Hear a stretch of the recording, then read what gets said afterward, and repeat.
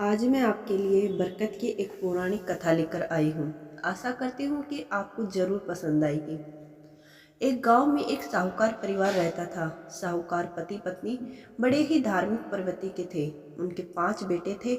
उनके परिवार में 3 पीढ़ियों तक किसी को भी बेटी नहीं हुई थी। जब उनके परिवार में 5वें बेटे की बहू को बेटी हुई तो उनको खुशी का ठिकाना न रहा। उन्होंने पूरे गांव में अपनी खुशी बांटी और पूरे गांव में बेटी होने की खुशी में लड्डू बांटे और बहुत भारी भोज का आयोजन किया। जब पूरे गांव वालों को पता लगा कि साहूकार के परिवार में बेटी की खुशी मना रहे हैं तो उन्हें भी बड़ा आश्चर्य हुआ। कई लोगों ने आपस में बातें की कि लड़की के जन्म पर कोई खुशी नहीं मनाता है, इस परिवार में तो लड़की होने की भी खुशी मनाई जा रही है। तब उस गांव के सरपंच ने कहा कि आप सभी को साहूकार परिवार से सीख लेनी चाहिए। बेटी किसी के लिए कोई रतन से कम नहीं है। इसलिए परिवार वालों ने उसका नाम रत्नावती रखा। पूरा परिवार रत्नावती का खूब लाड प्यार करके पालन पोषण कर रहा था। उसको किसी भी चीज़ की कोई कमी नहीं आने दे रहे थे। वह जिस चीज़ पर हाथ रख देती परिवार में उसके लिए कोई ना कोई उससे पहले ही लाकर दे देता था। परिवार में ऐसा लालन पालन खूब ऐशो आराम से होने के कारण रत्नावती धीरे धीरे बड़ी होने लगी। हमेशा की तरह सब मंदिर जा रहे थे तो रत्नावती भी अपनी दादी से बोली कि दादी मैं भी आपके मंदिर जाऊंगी। एक दिन साहूकार ने अपनी बेटी को अपनी माँ से कहा कि माँ आज अपनी पोती को भी अपने साथ मंदिर में लेकर जाना। साहूकार की पत्नी रोज अपनी पोती को मंदिर में ले जाने लगी। रत्नावती भी बड़ी धार्मिक प्रवृत्ति की निकली और वह अपने दादी की देख सब जगह मंदिरों में धूप लगाती, शिव जी को सींचती, तुलसी जी में दिया बत्ती करती, तुलसा जी की परिक्रमा करती, राधा कृष्ण में मंदिर में बैठकर भजन कीर्तन करती। एक समय की बात है जब माघ का महीना था। दादी अपनी पोती के साथ मंदिर में गई तो वहाँ बहुत सी औरतें माघ माँ की कहानियाँ कह रही थी और सुन रही थी। दोनों दादी पोती ने भी वहाँ बैठकर कहानी सुनने लगी।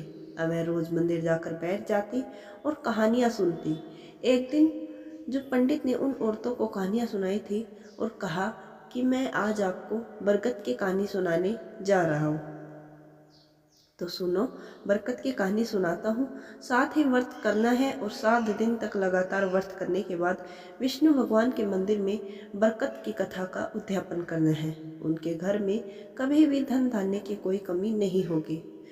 उस घर में हमेशा धन के अन्न के भंडार भरे रहेंगे और परिवार में पुरुष और महिलाओं के साथ और हाथ में हमेशा बरकत रहेगी। तब साहूकार की पत्नी ने भी 7 दिन तक व्रत करने का निश्चय किया। औरतों के साथ दोनों दादी पोती भी बरकत की कहानी सुन रही थी। 4 दिन के बाद साहूकार की पत्नी ने बरकत की कथा का उद्यापन किया, लेकिन रत्नावती उम्र में बहुत छोटी थी तो साहूकार की पत्नी ने उसकी तरफ ध्यान नहीं दिया। रत्नावती ने भी कहानी सुनी तो उसके हाथ से भी उद्यापन करवाया जाए और इस बात का साहूकारनी ने उस पर ध्यान नहीं गया। देखते ही देखते रत्नावती बड़ी हो गई, विवाह योग्य हो गई। तब साहूकारनी ने अपनी लाडली पोती के लिए बहुत से अच्छा घर और वर ढूंढना शुरू कर दिया और खूब धूमधाम से रत्नावती का विवाह किया। खूब दान दहेज भी दिया गया। शादी के बाद रत्नावती जब ससुराल आई तो सभी बहुत खुश थे। 4 जनों का बहुत छोटा सा परिवार था। सास ससुर, रत्नावती, उसका पति। सास खाना बनाती, रत्नावती झाड़ू पोछा व अन्य काम किया करती थी। सास खाना बनाने के बाद पहले अपने पति को खिलाती, बाद में अपने पुत्र को, फिर खुद खाती और बचा हुआ जो खाना बच जाता कढ़ाई में जो खुरचन निकालती वो थाली में परोस कर रत्नावती को दिया करती थी। रत्नावती उसी बची कुची खुरचन को खा पीकर सो जाती थी। धीरे धीरे रत्नावती कमजोर पड़ने लगी। तब एक दिन रत्नावती के पति ने रत्नावती से पूछा कि घर में हम सिर्फ 4 लोग हैं, अच्छा खाना बनता है, मैं अच्छा कमाता हूँ, तुम दिन ब दिन कमजोर क्यों होती जा रही हो? तुम्हें किस बात का दुख है, तुम मुझे बताओ। तो रत्नावती बोली, आपकी माँ आप सभी को भरपेट खाना खिलाती है और मुझे बची कुची कढ़ाई की खुरचन परोस देती है। मुझे रोज खाने को नहीं मिलता तो मैं कमजोर तो होंगी। तब उसके पति ने कहा कि मेरी माँ ऐसा क्यों करेगी, तुम कल से मेरी थाली का खाना खा लेना, तुम्हें जो खाना परोसा जाएगा वो मैं खाऊंगा। दूसरे दिन से रत्नावती का पति कोई ना कोई बहाना बनाकर अपने खाने की थाली को कमरे में लेकर आ जाता था। कभी कहता कि माँ आज मेरा सिर दुख रहा है, कभी कहता मैं बाद में खाना खाऊंगा, मुझे मेरा खाना थाली में परोस कर दे दो, कभी कहता आज मुझे कुछ काम है, कभी कहता खाना मैं बाद में खाऊंगा। इस तरह वह रोज़ कुछ न कुछ बहाना बनाकर अपने हिस्से का खाना थाली में लेकर आता और कमरे में लाकर रत्नावती को दे देता था। और रत्नावती को जो खाना परोसा जाता था वह उसका पति खाने लगा। धीरे धीरे रत्नावती के पति का स्वास्थ्य बिगड़ने लगा। रत्नावती का पति दिन पर दिन कमज़ोर पड़ने लगा। हुआ यूँ कि जैसे ही उसका पति सूखने लगा तब रत्नावती की सास अपने बेटे से बोली, बेटा मैं तुझे रोज़ अच्छे से अच्छा खाना खिलाती जा रही हूँ, लेकिन तू दिन पर दिन कमज़ोर क्यों होते जा रहे हो, तुम सुन रहे हो ना बेटा। तो बेटा बोला, माँ रोज़ बचा खुचा खाना जो तुम रत्नावती को देती थो वो मेरा हिस्से का वो खा लेती और रत्नावती के हिस्से का खाना मैं खा लेता था। जैसा खाना खाऊंगा शरीर भी तो वैसा ही होगा। माँ ने कहा कि परिवार में हम 4 जने हैं, तुम रत्नावती को खुरचन वाला खाना क्यों देती हो। ये बात उसके पति ने कही। वह किसी की बहन बेटी है। रत्नावती की सास ने घर की चाबी रत्नावती को सौंप दी और कहा कि बहू आज से तुम खाना बनाओगी, आज से मैं आराम करूँगी, बहुत दिन हो गए मुझे घर का काम करते करते, आज से घर की सारी जिम्मेदारी तुम आप अपने ऊपर लेना। उस दिन रत्नावती की खुशी का ठिकाना नहीं रहा। रत्नावती ने उस दिन ढेर सारा खाना बनाया, चावल दाल पूरी हलवा सब्जी। फिर उसने सबसे पहले अपने ससुर को खाना खिलाया, फिर सास को, उसके बाद अपने पति को खाना खिलाया। सबके खाना खा लेने के बाद जब रत्नावती खुद खाना खाने बैठी तब उसे कढ़ाई बिल्कुल साफ मिली, उसे खुरचन भी नसीब नहीं हुई। उस दिन उसे भूखा ही सोना पड़ा। तब उसके पति ने उससे पूछा कि आज तो तुमने खाना बनाया है, आज तुमने भरपेट खाना खाया होगा। तब उसने कहा कि जब सासू माँ खाना बनाती थी तो मुझे खुरचन तो खाने को मिल जाती थी, लेकिन आज तो मैंने खुद खाना बनाया है। आप सबके खाना खाने के बाद मुझे कढ़ाई बिल्कुल साफ मिली, मेरे हिस्से में तो आज कुछ भी नसीब नहीं हुआ था। आज मैं बहुत भूखी हूँ। पति को बड़ा आश्चर्य हुआ और कहा, यह तुम कैसे हो जाता है, और कल तुम ज़्यादा खाना बनाना। दूसरे दिन उसने पहले से भी ज़्यादा खाना बनाया। फिर सबको खाना खिलाने के बाद जब रत्नावती खुद खाना खाने बैठी तो उसके लिए कुछ नहीं बचा, कढ़ाई बिल्कुल साफ मिली। उसने यह सब अपने नसीब का मान लिया कि उसके हिस्से में अन्न देवता लिखे ही नहीं है। रत्नावती फिर से सूखने लगी। तब रत्नावती की सास ने अपनी बहू से कहा, बहू अब तो खाना तुम खुद ही बनाती हो, फिर भी तुम दिन पर दिन सूख रही हो। तब रत्नावती ने पूरी बात अपनी सास को बताई। तब सास ससुर और उसके पति को बहुत आश्चर्य हुआ कि रत्नावती खुद खाना बनाती है, ज़्यादा खाना बनाती है, उसके बाद भी सबके खाना खा लेने के बाद उसके लिए कुछ नहीं बचता, कढ़ाई बिल्कुल साफ मिलती है।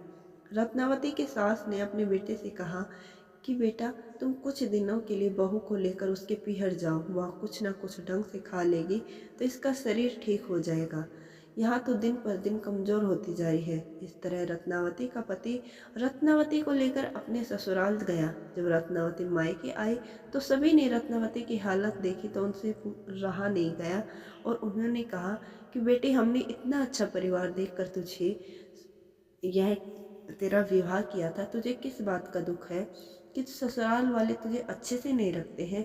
तब रत्नावती ने अपने दादा दादी चाचा चाची माँ और बाबूजी को बताया कि मेरे हिस्से में अन्न देवता लिखे ही नहीं है। जब मेरी सास खाना बनाती थी तो मुझे खुरचन तो खाने को मिल जाती थी, लेकिन अब तो मैं खुद खाना बनाती हूँ और रोज़ ज़्यादा से ज़्यादा खाना बनाने की कोशिश करती हूँ, लेकिन हर रोज़ मेरे हिस्से में सबके खाना खाने के बाद कुछ बचता ही नहीं है। अन्न देवता मेरे लिए है ही नहीं, मेरे से अन्न देवता रूठ गए। तब रत्नावती की दादी को पूरी बात समझ में आ गई और कहा, रत्नावती अपनी माँ वह दादी ने रत्नावती बरकत की कहानी व्रत उद्यापन कराने का निश्चय किया। दूसरे दिन ही रत्नावती ने अपनी माँ व दादी के साथ बरकत की कहानी सुनी और इस व्रत को किया। इस तरह 7 दिन तक लगातार व्रत करने के बाद 8वें दिन विष्णु भगवान के मंदिर में उसके हाथ से व्रत का उद्यापन करवाया। फिर मायके में से खूब सारा धन लेकर रत्नावती वापस अपने ससुराल आ गई। जब रत्नावती ससुराल आई तो उसने अपनी सास को पूरी बात बताई कि बरकत देवता मेरे से रुष्ट थे, मेरे ऊपर श्राप लगा था, इसलिए मेरी दादी माँ ने मुझे बरकत की कहानी सुनाई, मेरे से 7 दिन तक व्रत करवाया और 8वें दिन बरकत का उद्यापन करवाया। अब आज से मैं आपको कहानी सुनाऊंगी, आप हुकारा भरना। तब रत्नावती अपनी सास से कहा कि आज सभी ने खाना खा लिया क्या? सास ने कहा कि बहू तू भूखी है, हम सब खाना कैसे खा सकते हैं, हम तो तेरे दुख में दुखी और तेरे सुख में सुखी। रत्नावती ने कहा कि आज मैं आपको कहानी सुनाऊंगी, हम सब व्रत करेंगे और 7 दिन बाद बरकत की कथा को उद्यापन करेंगे।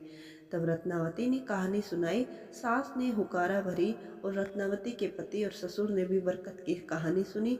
7 दिन तक उन्होंने व्रत किया और 8वें दिन रत्नावती ने अपने सास ससुर और पति के साथ बरकत कहानी और व्रत का उद्यापन किया।